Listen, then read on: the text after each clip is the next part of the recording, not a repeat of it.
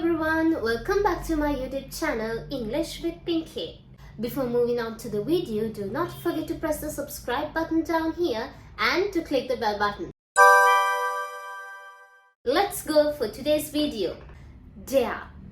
ඔයාලට අනිවාර්යයෙන්ම මේ වචනේ හුරු ඇති. WhatsApp use කරනවා නම් අපිට කාලෙන් කාලෙට dare සෙවනවා. එහෙම නැත්නම් ඔයගොල්ලෝ play කරලා ඇති truth or dare කියන game එක. ඉතින් මොකද්ද මේ dare කියලා කියන්නේ? dare කියලා කියන්නේ challenge එකක්. මතක් කරලා බලන්න ඔයාලට WhatsApp එකේ ආව message එක. ඔයාට මොකක් හරි දෙයක් කරන්න කියලා කියන දෙයක් තමයි ඒ dare කියලා ඔයාට එවන්නේ.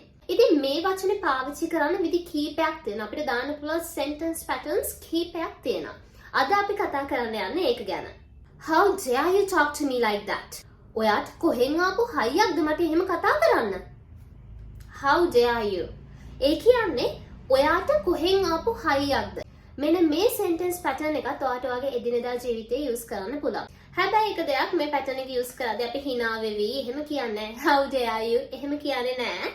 මේක අපි තරහින් ඉන්න වෙලාවට කියන දෙයක්. ඉතින් මේක use කරන්නේ අන්න ඒ වගේ aggressive දෙයක් කියන්නේ එහෙම නැත්නම් angry mood එකක් express කරද්දී.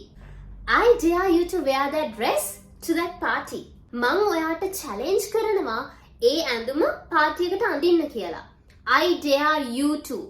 මම ඔයාට challenge කරනවා කියන එක තමයි මේ phrase එකෙන් කියන්නේ. ඉතින් ඔයාලට ඔයාලගේ යාළුවොත් එක්ක challenges කරද්දී මෙන්න මේ phrase එක use කරන්න පුළුවන්. I dare you to wear that dress to the party. I dare you to eat this spicy chili. මෙන්න මේ වගේ කරන්න ටිකක් අමාරු දෙයක්, embarrassing දෙයක්, ඒ කියන්නේ ලැජ්ජාවට පත් වෙනවා වගේ දෙයක් කරන්න කියලා කියද්දී මෙන්න මේ phrase එක use කරන්න පුළුවන්. I dare you to. I don't dare to. ඔයා මෙහෙම හිතන්න, ඔයා ඔයාගේ අම්මිට prank එකක් කරන්න යනවා. ඒ prank එක කරන්න ගිහිල්ලා හැබැයි මට්ටු වෙන්නේ ඔයා. අන්න එහෙම මට්ටු වුණ තැනකදී ආපහු නම් මම මේක කරන්නේ නැහැ කියන එක කියන්න ඔයාට මෙන්න මේ phrase එක use කරන්න පුළුවන්. I don't dare to prank my mother again.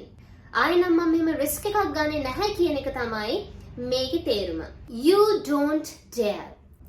අපි කෙනෙක් එක්ක face to face කතා කර ඉද්දී අපිට ඒ කෙනාගෙන් negative දෙයක් එනවා නම් ඒ කියන්නේ අපි හිතමු අපිට ඇඟිල්ල දික් කරලා බයිනවා කියලා. එතකොට අපි කියනෝනේ ඔය ඇඟිලි මගේ පැත්තට දික් කරන්න එපා. මෙන්න මෙහෙම දෙයක් අපිට කියන්න අවශ්‍යයි නම් ඒකට use කරන්න පුළුවන් මේක. You don't dare to point your finger to me. ඔයාගේ ඇඟිල්ල මගේ පැත්තට දික් කරගෙන එන්න හදන්න එපා. මෙන්න මේක තමයි you don't dare කියන එකේ තේරුම. The final example, you don't dare to leave this video without subscribing to my YouTube channel. අද අපි ලස්සන phrases ටිකක් ඉගෙන ගත්තා. ඔයාලට ඔයාලගේ එදිනෙදා ජීවිතේ use කරන්න පුළුවන්. ඉතින් අනිවාර්යයෙන්ම මේ කියපු phrases වලින් ඔයා කැමති විදිහට sentences හදලා පළවෙනි comment එකක් දාන්න. ඔයා වැරද්දක් කරනවා නම් අපි ඒක එකතු වෙලා හදාගමු. So see you in the next video. Bye bye.